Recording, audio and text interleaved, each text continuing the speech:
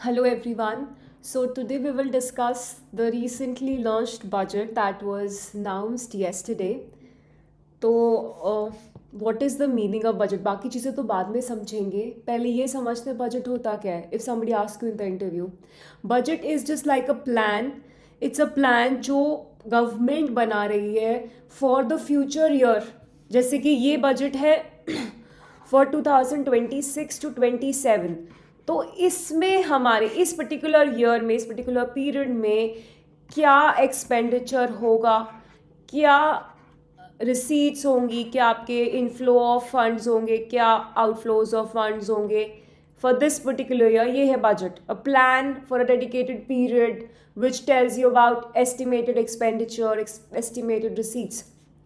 अब बजट में जैसे आप देखते हो कि कुछ फिगर्स दिए हुए हैं. हो सकता है कोई आपसे ये भी इंटरव्यू में पूछे, जैसे कोई फिगर दिया होता है कि इतना अमाउंट है भाई, फिजिकल डेफिसिट का ये है, इस चीज़ का ये है, कुछ कुछ फिगर्स दिए हुए तो उनके साइड में लिखा होता है कई बार BERE.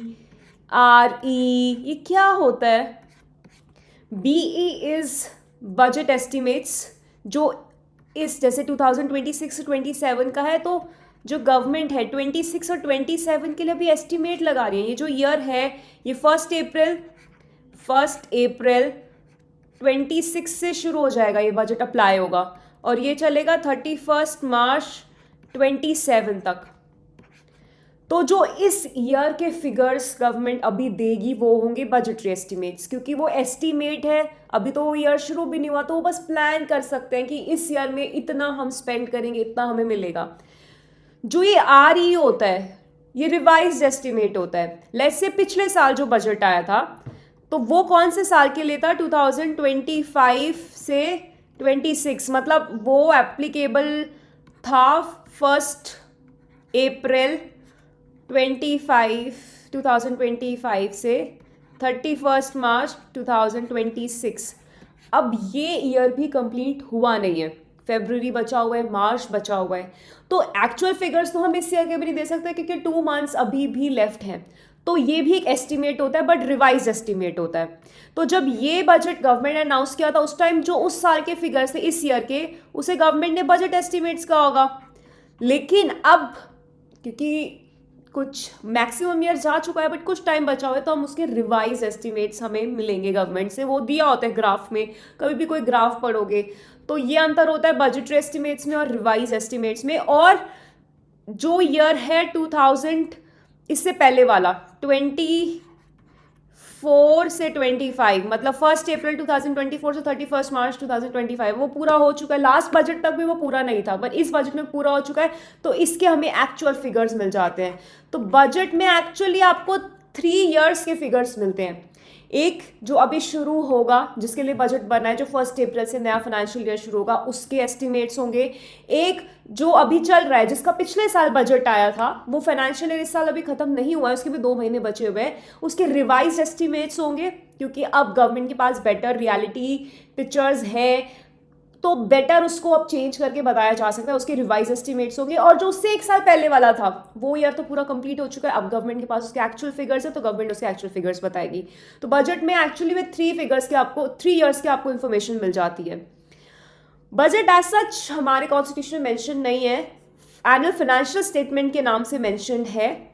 आर्टिकल 112 में, 112 में आर्टिकल में ये बजट के नाम से नहीं है, but it's like annual financial statement जो हर ईयर प्रेजेंट की जाएगी. Finance minister presents it. पहले लोकसभा में प्रेजेंट किया जाता है बजट, राइट. तो ये थी बेसिक बजट की इंफॉर्मेशन. अब हम कुछ बातें करते हैं जो इस ईयर में इम्पोर्टेंट हैं, जो हाइलाइट्स रहे इस बजट के काफ़ी. अब कुछ तो जनरल बातें सबसे पहले हम वो डिस्कस कर लेते हैं जो आपके इंटरव्यू के लिए सबसे ज़्यादा इंपॉर्टेंट होगा, जो ज़्यादातर सबसे ज़्यादा हाईलाइट हुआ है, जिससे मार्केट में भी बहुत अप एंड डाउन, बहुत क्रैश, मतलब बहुत ज़्यादा लो है कुछ स्टॉक्स. तो सबसे बड़ी बात जो ब्रेकिंग न्यूज़ चल रही थी वो था कि STT पे गवर्नमेंट ने, जो STT है सिक्योरिटी ट्रांजैक्शन टैक्स, तो जैसे भी कोई ट्रांजैक्शन करता है, कुछ बाय करता है, कोई शेयर बाय करता है, सेल करता है, क्या कोई डेरिवेटिव बाय सेल करता है तो उस पर ये टैक्स लगता है सिक्योरिटी ट्रांजैक्शन टैक्स, तो वो बढ़ा दिया है गवर्नमेंट ने। तो वो बढ़ा दिया है फ्रॉम 0.02 टू 0.05 फ्यूचर्स पर बढ़ाएंगे। अब हम ये भी पता करेंगे कि फ्यूचर्स क्या होता है। और ऑप्शंस पे भी बढ़ाया है गवर्नमेंट ने, ऑप्शंस पे प्रीमियम पे भी बढ़ा है। अब हम ये सब समझेंगे क्या होता है। That is why I have pick this issue first, क्योंकि बाकी चीज़ें तो जनरल चीज़ें सिर्फ याद करने की फैक्चुअल चीज़ें, ये थोड़ा समझने की चीज़ें, इसको पहले कर लेते हैं। ऑप्शंस के प्रीमियम पे भी और एक्सरसाइज करने पर भी बढ़ा दिया है। अब ये बढ़ने के बाद इट हैज़ बिकम 0.15। पहले ये प्रीमियम पे शायद 0.1 था, तो अब ये बढ़ गया है। और एक्सरसाइज पे भी अब ये बढ़ के इतना हो गया, तो this tax has been increased. तो ये होता क्या है, सिक्योरिटी ट्रांजैक्शन टैक्स आपको समझ में आ गया। अब हम समझते हैं फ्यूचर्स, ऑप्शंस, फॉरवर्ड्स, इनमें क्या डिफरेंस होता है। लेट्स से 3 चीज़ों का हमें डिफरेंस समझना है, क्योंकि ये बहुत बेसिक चीज़ें होती हैं जो पता होनी चाहिए। और अब न्यूज़ में सडनली ये कंसेप्ट बहुत अब ब्रेकिंग न्यूज़ बन चुका है, तो चाहे आपसे पहले ना पूछते बट अब चांस है कि ये पूछेंगे। Forward versus future versus options. देखो फॉरवर्ड कॉन्ट्रैक्ट क्या होता है। Let's say there are 2 parties A and B. A को कुछ सेल करना है बी को, मतलब बी को परचेज करना है ए से। तो कोई चीज़ें होती हैं, कोई ऐसी चीज़ जिसका रेट फ्लक्चुएट होता रहता है, तो ये लोग क्या करते हैं, दोनों एक अग्रीमेंट कर लेते हैं, कॉन्ट्रैक्ट कर लेते हैं कि भाई इतनी डेट को ये डेट होगी, इतनी डेट को हम इस रेट पे इतनी क्वांटिटी, सब कुछ ये प्री डिसाइड कर लेते हैं, हम ये कॉन्ट्रैक्ट करेंगे। मतलब हम लोग उस दिन बाय एंड सेल जो भी हमारी ट्रांजैक्शन है वो उस दिन करेंगे, वो पहले ही डिसाइड कर लेते हैं। इसलिए फॉरवर्ड, क्योंकि फ्यूचर में वो लोग करने वाले हैं। ये 2 पार्टीज के बीच में हुआ, ये 2 पार्टीज कुछ भी अपनी मर्जी से टर्म्स कर सकती हैं। ये है फॉरवर्ड कॉन्ट्रैक्ट। अब ये फ्यूचर से कैसे अलग होता है, फ्यूचर क्या होते हैं। फ्यूचर भी एक फॉरवर्ड कॉन्ट्रैक्ट ही है कि भाई फ्यूचर में भी किसी चीज़ को बाय या सेल करने के लिए पहले से कुछ अग्रीमेंट है, इतने रेट पे, ये सब चीज़ें, लेकिन वो स्टैंडर्डाइज्ड होते हैं। लेट्स से फ्यूचर क्या होता है, जैसे फॉरवर्ड था, मान लो कि किसी को इंपोर्ट या कुछ एक्सपोर्ट से लिंक है, और क्योंकि करेंसी फ्लक्चुएट होती रहती है, तो वो लोग पहले ही डिसाइड कर लेते हैं अपने आप को सिक्योर करने के लिए कि हम लोगों पे फिर करेंसी क्या चेंज हो रही है क्या नहीं, उस पर नहीं होगा। या फिर गोल्ड भी खरीदते टाइम आप जब खरीद रहे हो, आपने डिसाइड कर लिया क्योंकि बहुत फ्लक्चुएट हो रहा है, तो हम अपने आप को फ्लक्चुएशन के रिस्क से बचाने के लिए फॉरवर्ड कॉन्ट्रैक्ट कर रहे हैं। अब forward contract is in 2 parties, वो 2 प्राइवेट, एक प्राइवेट कॉन्ट्रैक्ट है, अपनी टर्म्स कंडीशन को जैसे करनी है वो वैसे डिसाइड कर सकते हैं, अपने आप को जैसे कस्टमाइज करना है कर सकते हैं, प्राइवेट। फ्यूचर इज स्टैंडर्डाइज्ड, ये स्टॉक एक्सचेंज मतलब वैसा ही कॉन्ट्रैक्ट, पर ये सोचो कि वो स्टैंडर्डाइज्ड है और वो स्टॉक एक्सचेंज पे सेल हो रहा है, स्टैंडर्डाइज्ड है, एंड स्टॉक एक्सचेंज पे बाय एंड सेल किया जा रहा है, तो स्टॉक्स में बाय और सेल हो रहा है इसका। और ऑप्शंस भी ऐसे ही स्टैंडर्डाइज्ड कॉन्ट्रैक्ट्स होते हैं, ऑप्शंस भी स्टैंडर्डाइज्ड होते हैं, और ये भी ऐसे स्टॉक एक्सचेंज पर बाय एंड सेल किए जाते हैं। पर इन दोनों में क्या अंतर होता है, इसको बाय एंड सेल दोनों होते हैं। ये 2 फ्यूचर और ऑप्शन फॉरवर्ड से इस वे में डिफरेंट है कि फॉरवर्ड तो 2 पार्टीज का एक प्राइवेट कॉन्ट्रैक्ट है, फ्यूचर एंड ऑप्शंस तो स्टॉक एक्सचेंज पे बाय किए जाते हैं, और ये स्टैंडर्डाइज्ड होते हैं, मतलब इनकी फिक्स होते हैं ये प्राइस, ये सब चीज़ें। फॉरवर्ड तो कस्टमाइज किया जा सकता है 2 पार्टी के अकॉर्डिंग, ये स्टैंडर्डाइज्ड होते हैं फ्यूचर एंड ऑप्शंस, और स्टॉक एक्सचेंज पे बाय कर सेल करते हैं। लेकिन इन दोनों में क्या डिफरेंस होता है, ऑप्शन जो होता है ना वो आपको राइट देता है कि अगर मान लो आपको पहले प्राइस ज़्यादा पसंद आ रहा है तो आप पहले भी बाय या सेल कर सकते हो। लाइक उसमें फ्यूचर में पर्टिकुलर एक डेट है, भाई इतने टाइम तक इतने रेट पे सब फिक्स। लेकिन ऑप्शन में क्या होता है, अगर पहले ही प्राइस आपको अच्छा लग रहा है, कॉल और पुट ऑप्शन होता है, पहले it gives you right to buy before it gives you right to sell. अगर आपको पहले ही रेट पसंद आ गया है कि हो सकता है बाद में रेट इस कॉन्ट्रैक्ट का बहुत गिर जाए या बहुत बढ़ जाए, मतलब आपको रिस्क लग रहा है, तो आप पहले ही अपनी ये एक्सरसाइज कि आपको लग रहा है बाद में रेट बहुत बढ़ जाएगा, चलो मैं पहले ही बाय कर लेता हूँ, तो आप अपना ऑप्शन एक्सरसाइज कर लेते हो। आपको लग रहा है बहुत रेट गिर जाएगा, चलो मैं पहले ही सेल कर देता हूँ, तो राइट टू सेल, ये ऑप्शंस होते हैं, कॉल और पुट ऑप्शन। अब आपको कोई दूसरा बंदा ये एक्सरसाइज करने के लिए राइट दे रहा है तो वो कुछ पैसे भी चार्ज करेगा, तो प्रीमियम चार्ज करता है, इसलिए इसमें प्रीमियम भी होता है, क्योंकि डेफिनेटली आपका रिस्क थोड़ा कम हो रहा है, तो भाई थोड़े पैसे आपको सेक्रीफाइस करने पड़ेंगे। ये हमने एक पहले वीडियो में देखा था इकोनॉमिक्स की, जिसमें हमने कर्व्स पढ़ा था कि रिस्क और रिटर्न में क्या रिलेशनशिप होती है, जितना रिस्क उतना रिटर्न, जितना रिटर्न उतना रिस्क। तो यहाँ पर अगर आप रिस्क मिनिमाइज कर रहे हो तो थोड़ा सा आपको रिटर्न प्रीमियम के फॉर्म में सैक्रिफाइस करना पड़ेगा, तो प्रीमियम लगता है। तो यही प्रीमियम पे और यही ऑप्शन एक्सरसाइज करने में सिक्योरिटी ट्रांजैक्शन टैक्स बढ़ गया है, फ्यूचर पे भी बढ़ गया है और ऑप्शंस पे भी बढ़ गया है। फ्यूचर और ऑप्शंस ये सब तो बहुत कॉमनली आप देखते रहोगे कि इनके प्राइसिंग की कितनी हो गई है, ये सब मार्केट में चलता रहता है। Those who are really interested in stock market तो वो ध्यान रखते हैं किसके प्राइसेस बढ़ रहे हैं, फ्यूचर्स, ऑप्शंस, ये लोग इसमें बहुत फोकस्ड रहते हैं। और ये they are called derivatives, together we call them derivatives. Derivatives क्या होता है, क्योंकि they derive their value from a underlying asset, तो इनको डेरिवेटिव क्यों कहते हैं, क्योंकि दे आर एक्चुअली कॉन्ट्रैक्ट्स। आप जो बाय एंड सेल कर रहे हो, आप कॉन्ट्रैक्ट्स बाय एंड सेल कर रहे हो, लेकिन contract to buy and sell a particular asset, तो इसलिए वो उस एसेट से वैल्यू डिराइव कर रहे हैं। है तो अंडरलाइंग एसेट, पर एसेट का बाय एंड सेल का वो कॉन्ट्रैक्ट है, डायरेक्टली वो नहीं है, तो it derives its value from asset, that is why they are called derivatives. तो जो स्टॉक मार्केट में बहुत इन्वेस्ट करते होंगे या फॉलो करते होंगे, तो डेरिवेटिव्स की प्राइसिंग, ये सब चीज़ें आपको पता होगा कि what are derivatives and all. तो ये था एसटीटी पे।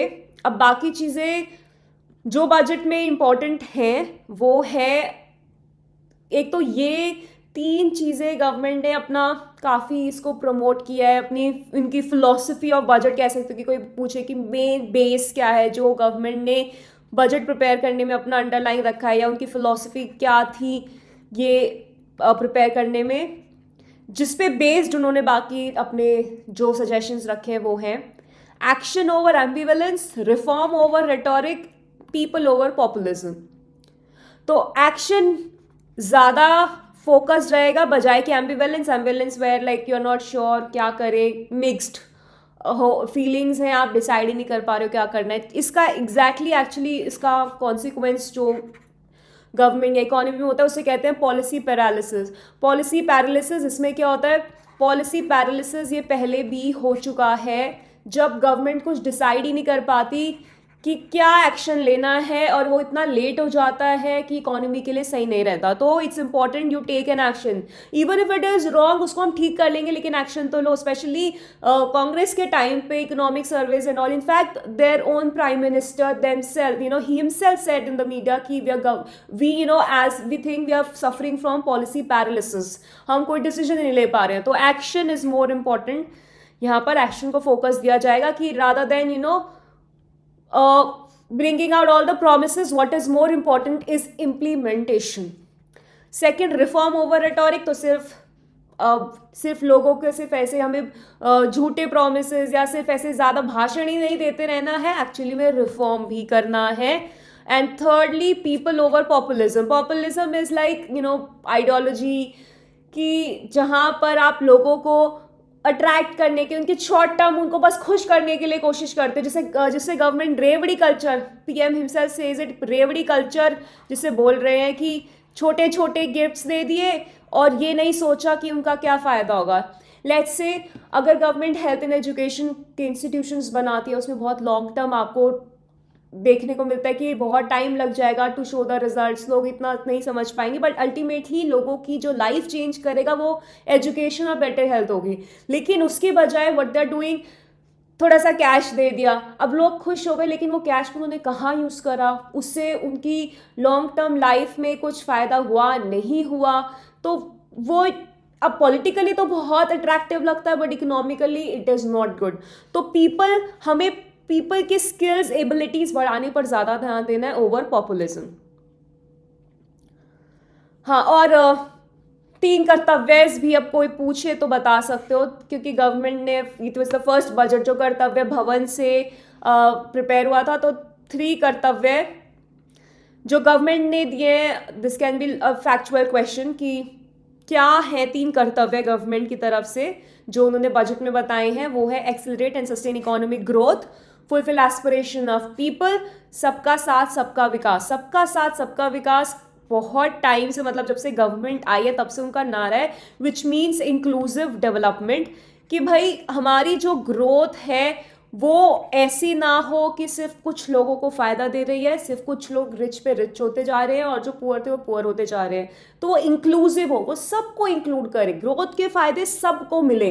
ये ना हो कि सिर्फ कुछ लोगों के पास लैपटॉप है, इंटरनेट है, तो वो बहुत अच्छे से पढ़ाई करके आगे बढ़ रहे हैं, कुछ बच्चे जिनके पास नहीं है वो पीछे रह रहे हैं। तो इंक्लूसिव डेवलपमेंट होनी चाहिए, लोगों की जो एस्पिरेशंस हैं उन्हें फुलफिल करना है और इकोनॉमिक ग्रोथ को एक्सीलरेट और सस्टेन करना है। इनफैक्ट इकोनॉमिक सर्वे में भी ये बात है कि हमारी जो economic growth in comparison to global economy हो रही है वो बहुत अच्छी हो रही है, और इकोनॉमिक सर्वे में भी हमारी जो ग्रोथ की रेंज एक्सपेक्ट की गई है वो 6.8 से 7 पॉइंट, जो जीडीपी की है 7.2% पे की हुई है, और बजट में भी अराउंड 7% के आसपास ही बताई गई। तो ये एक बहुत अच्छा ग्रोथ रेट है, स्पेशली अगर हम वर्ल्ड सिनेरियो को देखें जहाँ पर इतने ग्लोबल कॉन्फ्लिक्ट्स चल रहे हैं, रशिया यूक्रेन का इशू चल रहा है, वेनेजुएला का अलग हो गया है, Trump is just playing some another level of things, कभी टैरिफ्स कभी नहीं, और इम्पोर्ट एक्सपोर्ट ऑफ टेक्नोलॉजी पे भी बहुत रिस्ट्रिक्शंस आ गई हैं, which is affecting the global innovation, और दूसरी कंट्रीज़ को जो एक्सेस रहता था।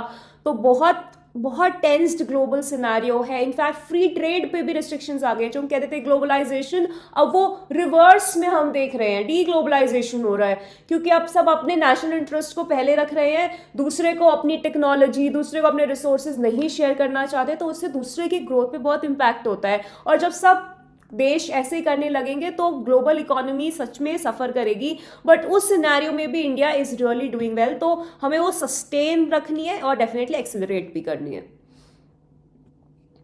अब बात है गवर्नमेंट ने और क्या कहा, जो बहुत ज़्यादा हाईलाइट हुए इस बजट की बातें। वैसे तो बजट बहुत लंबा होता है, will give you summary of that also, लेकिन कुछ चीज़ें जो बहुत हाईलाइट हुए हैं, जो ज़्यादा चांस है कि आपसे इंटरव्यू में पूछा जाएगा। इंफ्रास्ट्रक्चर के लिए गवर्नमेंट ने बहुत कुछ अच्छा किया है। कैपिटल एक्सपेंडिचर बढ़ गया है 12.2 लाख। कैपिटल एक्सपेंडिचर बढ़ना is a very good thing for economy. पहले हम पढ़ लेते हैं एक्सपेंडिचर क्या होता है, डेफिसिट्स क्या होते हैं, ये सब चीज़ें एक बार हम ढंग से देख लेते हैं कि क्या होते हैं। अच्छा, अब हम समझते हैं।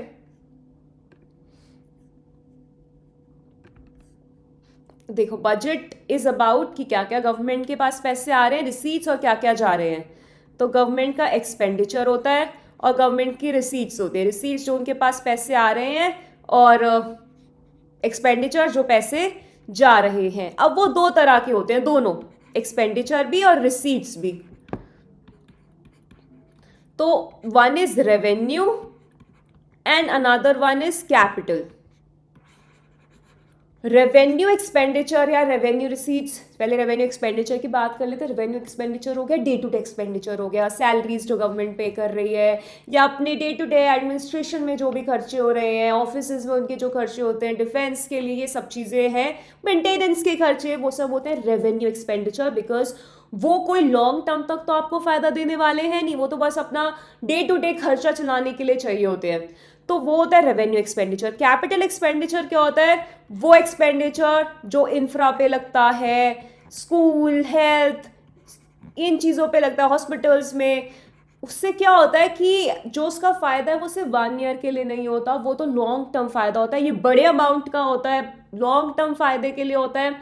इसे कहते हैं कैपिटल एक्सपेंडिचर। ऐसे ही रिसीट्स होती हैं, रेवेन्यू रिसीट्स होंगी जो डे टू डे अगेन थोड़ा बहुत गवर्नमेंट को टैक्स, जैसे छोटी छोटी चीज़ें भी होती है पेनल्टी वगैरह से, या फिर मेनली टैक्सेस से जो आता है वो होती है receipts, revenue receipts. Capital receipts क्या होती है? जब गवर्नमेंट कोई अपना एसेट सेल कर देती है, कोई कंपनी सेल कर देती है, अपने कुछ रेलवे के एसेट सेल कर देती है, तो कैपिटल रिसीट्स। जो डेली नेचर के हैं वो रेवेन्यू रिसीट्स हैं, जिसमें बड़ा कोई एसेट सेल कर दे, क्योंकि वो डेली रूटीन का तो नहीं है, जिसमें आपके एसेट्स अफेक्ट हो जाए, आपकी लाइबिलिटीज अफेक्ट हो जाए, लॉन्ग टर्म एसेट लाइबिलिटीज, तो वो होती है कैपिटल रिसीट्स। अब डेफिसिट क्या होता है और सरप्लस क्या होता है? देखो, बजट में हमें बताया जाता है ये डेफिसिट है वो डेफिसिट है, बट अब समझते हैं होता क्या है। रेवेन्यू और एक्सपेंडिचर, इतना पैसा गवर्नमेंट के पास आया, इतना गवर्नमेंट ने स्पेंड किया, खर्चा किया। अगर जो खर्चा करा है वो ज़्यादा है रिसीट से, मतलब पैसे कम आए, आपने स्पेंड ज़्यादा कर दिए, तो वो होता है डेफिसिट। डेफिसिट।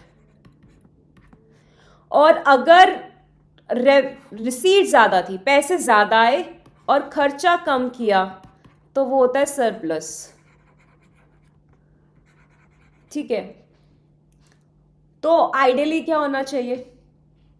देखो, आइडियली सरप्लस भी नहीं होना चाहिए। सरप्लस इमेजिन अगर हम प्राइवेट कंपनी, तब तो बहुत अच्छी बात है कि हमने इतने खर्चे करे, इतना का हमने इनकम ज़्यादा ले ली, कितने कम खर्चे हैं, ये प्रॉफिट है। Imagine a government showing you this, government is using your money, और वो आपसे कहे हमने आपसे इतने सारे पैसे लिए, हमने खर्च बस आप पे इतने से किए, तो इतने इतने सारे पैसे बचा लिए, इतना हमने प्रॉफिट कर लिया। That will be the last day of the government if government does that.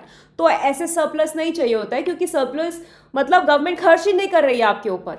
लेकिन डेफिसिट ज़्यादा भी नहीं होना चाहिए। डेफिसिट ठीक है, गवर्नमेंट ने आपसे कम पैसे लिए, आप पे खर्च ज़्यादा कर दिए, अच्छी बात है, लेकिन वो जो एक्स्ट्रा खर्च करे वो आए कहाँ से? बोरोइंग से। बोरो ही तो किए होंगे, क्योंकि मेरे पास अगर 100 रुपीज़ है, मैंने 200 स्पेंड कर दिए, बाकी के 100 मैंने किसी से लेके ही तो स्पेंड किए होंगे, तो बोरोइंग्स हैं। अब बोरोइंग्स हैं तो इसका मतलब इंटरेस्ट भी होगा। इंटरेस्ट होगा तो मतलब आगे आप तो बोरो करते रहो, फ्यूचर की जनरेशन आपके इंटरेस्ट ही पे करती रहेंगी। इंटरेस्ट में पैसे चले गए तो डेवलपमेंट के लिए पैसे नहीं बचेंगे। तो इसलिए डेफिसिट ठीक है, लेकिन बहुत कंट्रोल होना चाहिए, बहुत ज़्यादा नहीं होना चाहिए, थोड़ा बहुत ठीक होता है। तो इसलिए गवर्नमेंट के टारगेट्स होते हैं। इकोनॉमिक सर्वे भी देखोगे तो भी पूरा ग्राफ होता है कि ऐसे डेफिसिट कम होता जा रहा है। तो गवर्नमेंट के डेफिसिट हमेशा उनके पास टारगेट होता है कि उनको डेफिसिट कम करना है। तो अभी भी कम हुआ है। पहले हम सारे टाइप्स ऑफ डेफिसिट कर लेते हैं, फिर हम उनके फिगर्स भी देख लेंगे। तो ये तो होता है डेफिसिट। अब डेफिसिट में भी हर बार, जैसे कहते हैं डेफिसिट होना हर बार गंदा नहीं है। अगर वो कैपिटल एक्सपेंडिचर ज़्यादा हो रहा है ना, तो इतना खराब नहीं है। अगर डेफिसिट आपका इसलिए है, आपने जो खर्चा ज़्यादा किया वो इसलिए क्योंकि आपने रेवेन्यू एक्सपेंडिचर कर दिया, तो वो खराब चीज़ है। क्योंकि रेवेन्यू एक्सपेंडिचर आपको छोटी छोटी चीज़ें जो फ्यूचर में फ़ायदा नहीं देगा, वो खराब चीज़ है। लेकिन अगर आपने कैपिटल एक्सपेंडिचर ज़्यादा किया है तो वो अच्छा है, क्योंकि कैपिटल एक्सपेंडिचर मतलब इंफ्रास्ट्रक्चर बनाया, आपने रोड्स बनाए, आपने स्कूल्स बनाए, हॉस्पिटल बनाए, उसका फ़ायदा आगे तक होगा, तो वो फिर भी बेटर क्वालिटी और डेफिसिट है। अब डेफिसिट में भी क्या टाइप्स होते हैं?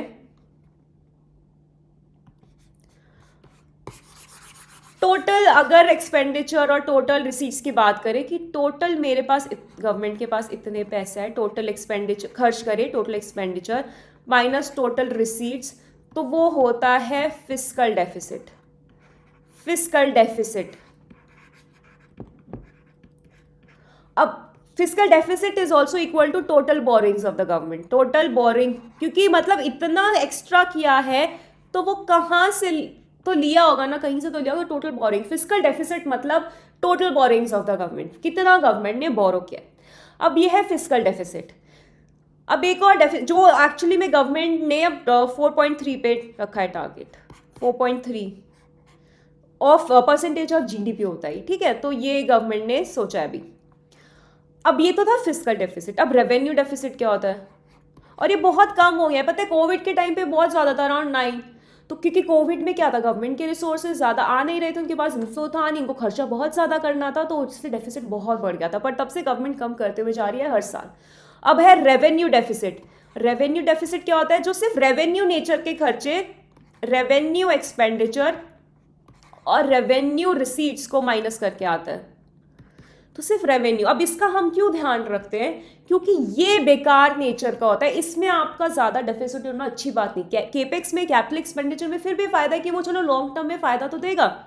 आप कोई प्रॉपर्टी खरीद रहे हो इस साल, ठीक है आपको अपने बजट से बहुत ज़्यादा स्पेंड करना पड़ गया, पर आपका एक एसेट तो बन गया।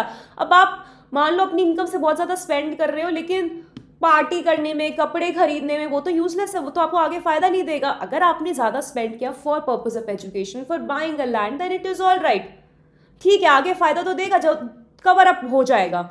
बेकार की चीज़ों में स्पेंड कर दिया तो वो यूजलेस है। इसलिए हम ध्यान रखते हैं कि रेवेन्यू डेफिसिट भी बहुत कंट्रोल में, क्योंकि इसका फायदा लॉन्ग टर्म में नहीं होने वाला है, तो ये भी कम होना चाहिए। ये भी गवर्नमेंट ने कम किया 1.5, अब कह रहे हैं 1.5%।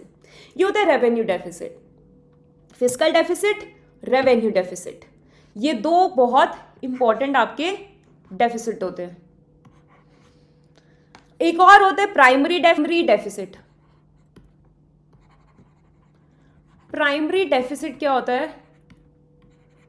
प्राइमरी डेफिसिट हम तब जानना चाहते हैं जब हम पता चलता है हमें कि इंटरेस्ट जो हम दे रहे हैं वो कितना है, वो बहुत ज़्यादा तो नहीं है। क्योंकि फिस्कल डेफिसिट में से जब आप इंटरेस्ट ऑन बोरोइंग्स माइनस करते हो तब आपको प्राइमरी डेफिसिट मिल जाता है। तो इसमें पता चलता है कि अदर देन इंटरेस्ट क्या खर्चे और इनकम में गवर्नमेंट का अंतर रहा, कि खर्चे कितने ज़्यादा थे इनकम से जब हम इंटरेस्ट को माइनस कर देते हैं। फिर एक और होता है effective revenue receipts deficit. Effective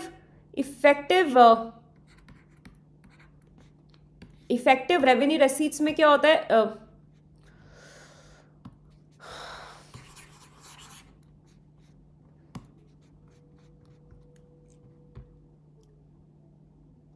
अब एक और इम्पॉर्टेंट जो डेफिसिट या जो न्यूज़ में आप सुनोगे वो होता है प्राइमरी डेफिसिट।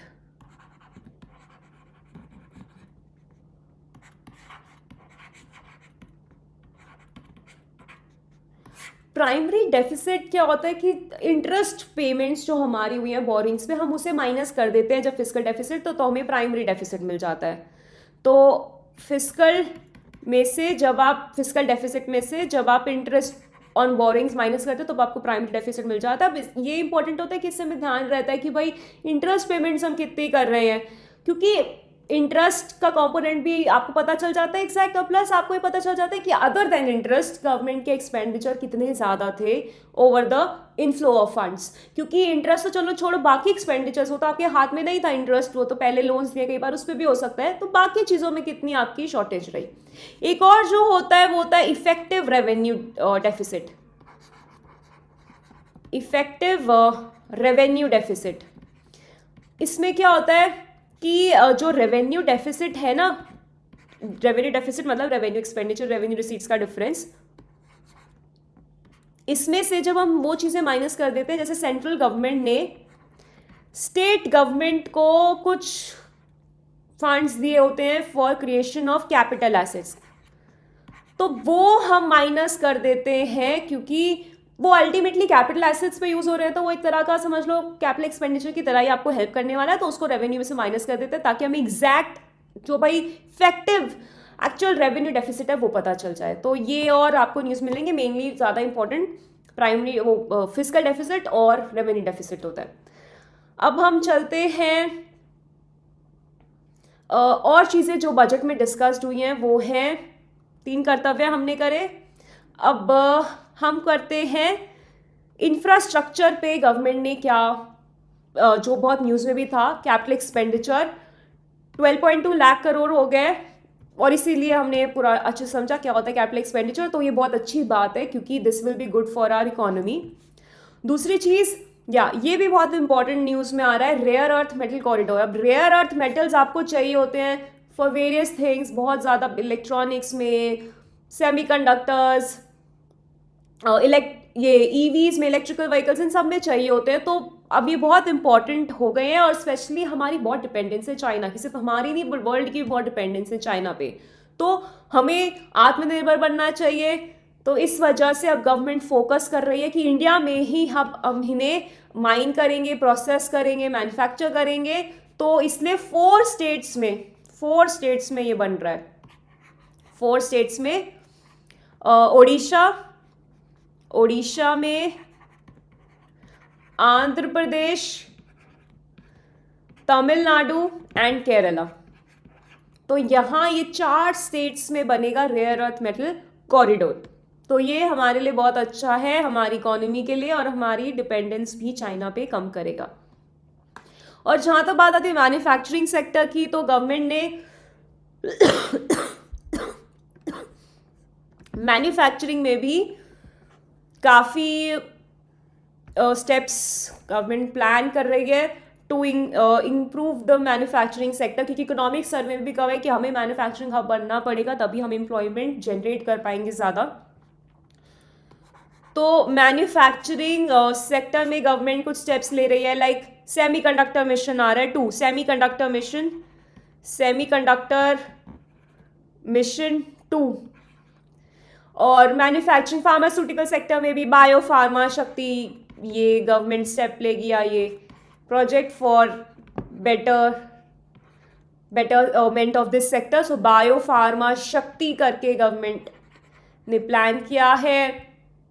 फिर मैन्युफैक्चरिंग में ही एमएसएमईज है। एमएसएमईज आर वेरी इंपॉर्टेंट, क्योंकि ये जो एम्प्लॉयमेंट जनरेट करती है पर यूनिट ऑफ कैपिटल, या जो एक्सपोर्ट्स करती है पर यूनिट ऑफ कैपिटल, वो बहुत ज़्यादा होता है, तो गवर्नमेंट इनको बहुत ध्यान देती है। प्लस ये जैसे बहुत मिडिल क्लासेस ने लोग भी स्टार्ट की होती हैं, तो इनको ध्यान रखने से गवर्नमेंट एक इक्विटी भी इंश्योर कर पाती है, इंक्लूसिव डेवलपमेंट भी इंश्योर कर पाती है। तो इनको भी बहुत सपोर्ट करने के लिए गवर्नमेंट हमेशा ही स्टेप्स लेती है। आप देखोगे बजट में, ये इकोनॉमिक सर्वे में एमएसएमईज पे बहुत ध्यान दिया जाता है। तो गवर्नमेंट इनको capital support, professional support, liquidity support, इस चीज़ के लिए काफ़ी सपोर्ट कर रही है। और इस बजट में ये 3 चीज़ों पे गवर्नमेंट ने कहा है कि वो फोकस करेंगी टू हेल्प देम। कैपिटल उनको सपोर्ट, फंडिंग देंगे, प्रोफेशनल सपोर्ट जो भी, क्योंकि ये बहुत ज़्यादा प्रोफेशनली मैनेज्ड फर्म्स नहीं होती हैं, तो प्रोफेशनल सपोर्ट भी चाहिए। लिक्विडिटी, अब कई बार क्या होता है कि ये किसी को पैसे दे रही है, बट इनको पैसे पेमेंट आने में बड़ी टाइम लग जाती है, जिस वजह से क्या होता है इनकी वर्किंग कैपिटल में इश्यूज हो जाते हैं, क्योंकि पैसे आएंगे तभी वो और चीज़ें बनाएंगी। ये बहुत बड़ी फर्म्स तो होते ही नहीं कि इनके पास बहुत पैसे हैं, या ये बहुत इन्होंने मार्केट से कैपिटल उठाई हुई है, तो ये अपने जो पैसे मिलेंगे क्रेडिटर से या जो भी सेल करती हैं उन पे ही डिपेंडेंट होती हैं, तो इनकी लिक्विडिटी भी बहुत बड़ी इशू होती है। तो गवर्नमेंट ने उसके लिए भी, इनके लिए एक पोर्टल भी है ट्रेड्स, तो जो इसमें ट्रेड रिसीवेबल्स उनके सब होते हैं, तो गवर्नमेंट उसको काफ़ी सपोर्ट कर रही है कि इंश्योर करने के लिए कि एमएसएमईज को लिक्विडिटी की कमी ना हो। अब मैन्युफैक्चरिंग सेक्टर का ये था। अब सर्विस सेक्टर में भी गवर्नमेंट कुछ स्टेप्स ले रही है, क्योंकि सर्विस सेक्टर भी बहुत इंपॉर्टेंट है। जीडीपी में सबसे ज़्यादा कंट्रीब्यूशन तीनों सेक्टर्स में, एग्रीकल्चर, मैन्युफैक्चरिंग, सर्विस में सर्विस सेक्टर का ही है। तो सर्विस सेक्टर में भी गवर्नमेंट ने बहुत सारे सजेशंस रखे हैं। कुछ जो बहुत न्यूज़ में आ रहे हैं वो ये है कि भाई 3 all India institute of Ayurveda, all India institutes of Ayurveda वो सेट करेंगे। और एक और चीज़ जो बहुत न्यूज़ में आ रही है कि जैसे हायर एजुकेशन में स्टेम कोर्सेज में स्पेशली, तो साइंस, टेक्नोलॉजी, इंजीनियरिंग, मैथमेटिक्स, इनमें गर्ल्स हॉस्टल, हर डिस्ट्रिक्ट में गर्ल्स हॉस्टल इन एवरी डिस्ट्रिक्ट ये सेट करेंगे। तो ये भी एक विमेन एम्पावरमेंट के लिए, गर्ल्स एजुकेशन के लिए एक अच्छा स्टेप है। In every district they will set up, तो this is again a very good thing. Another thing, medical tourism पे भी फोकस कर रहे हैं कि इंडिया को हब बनाए मेडिकल टूरिज्म का। और ये अच्छी बात है, क्योंकि इंडिया में अच्छी मेडिकल सर्विसेज हैं, प्लस वो अगर आप कंपैरिजन करोगे यूएस से, यूरोप से, तो बहुत ज़्यादा अफोर्डेबल हैं। तो बहुत सारी दूसरी कंट्री के लोग जो हैं वो हमारे पास आते हैं फॉर मेडिकल पर्पसेस। तो मेडिकल टूरिज्म को हम इंडिया में प्रमोट कर सकते हैं, इससे हमें अच्छा फॉरेन एक्सचेंज भी मिल जाएगा, प्लस हमें एम्प्लॉयमेंट भी और जनरेट करने में हेल्प मिलेगी। तो इधर सर्विस सेक्टर के लिए। और अब मैन्युफैक्चरिंग सेक्टर भी हमने देख लिया। गवर्नमेंट ने और भी स्टेप्स लिए हैं for ease of doing business, in fact for like ease of doing business में क्या जो बहुत सारी ITR की डेट्स थी, जैसे ठीक है 1 और 2 तो वही है 31 जुलाई, बट जो बाकी नॉन ऑडिट वाले कुछ और जो 31 को ही होते थे वो अब 31 अगस्त को कर दिए। तो जो प्रोफेशनल्स हैं, जो CAs हैं, जो उसमें इन्वॉल्व थे, उनका थोड़ा वर्कलोड कम हो जाएगा। रिवाइज रिटर्न की भी डेट थोड़ी दूर कर दिया, आपको और चांस दे दिया, 31 मार्च तक दे दिया, 31 दिसंबर से जो होता था। तो इस वजह से भी क्या होगा कि अगेन उन पे लोड थोड़ा कम हो जाएगा, डेट्स थोड़ी दूर दूर हो जाएंगी, तो डेडलाइंस का जो प्रेशर है वो कम हो जाएगा। तो ease of doing business may be helpful है। और these were the main things. तो जो आपसे सबसे ज़्यादा पूछा जा सकता है वो STT वाला बात थी, डेरिवेटिव्स, ऑप्शंस, फ्यूचर्स, फॉरवर्ड्स, ये सब का मीनिंग पता होना चाहिए। ये फिलॉसफी वाली बात जो गवर्नमेंट ने 3 बोली, action over ambivalence, reform over rhetoric, people over populism, और 3 कर्तव्य है, ये याद कर सकते हैं बिकॉज थोड़ा गवर्नमेंट ने ज़्यादा पॉपुलराइज किया है। थोड़ा सा डेफिसिट्स का पता होना चाहिए, ग्रोथ रेट, ये सब चीज़ें इंपॉर्टेंट हैं। एंड आई होप कि ये वीडियो यूजफुल रहेगा। बहुत चीज़ें इसमें कवर हुई हुई हैं जो ज़्यादा ब्रेकिंग न्यूज़ बना रही हैं, जो ज़्यादा हाईलाइट हो रही हैं, जिसके ज़्यादा चांस होंगे कि आपसे इंटरव्यू में पूछा जाए। बाकी there is any other topic on which you want us to make a video, then please let us know. I hope this will be useful to you. Thank you.